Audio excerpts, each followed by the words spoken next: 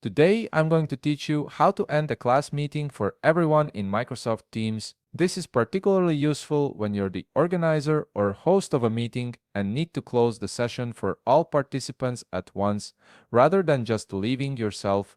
So, assuming that you are already inside an active meeting, direct your attention to the top of your screen.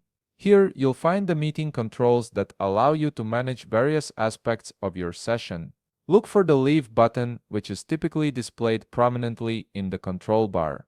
Right next to this button, you'll notice a small arrow pointing down. This arrow is key to accessing additional options beyond simply leaving the meeting yourself. Go ahead and click on that arrow down.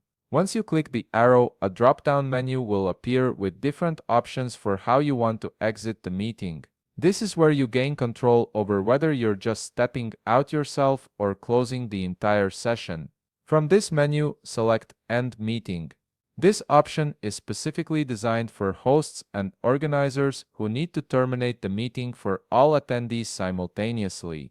It's important to choose this option carefully, as it will immediately affect everyone in the call. After clicking End Meeting, Microsoft Teams will display a confirmation message on your screen.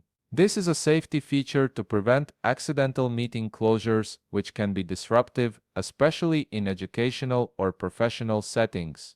The system wants to make sure you're certain about ending the session for everyone. Simply review the confirmation prompt and click End to proceed. That's it. The meeting will now close for all participants and everyone will be disconnected from the session. This ensures a clean, organized conclusion to your class or meeting rather than having participants linger in an empty room. If you found this video helpful, please leave a like, subscribe, and see you in the next video.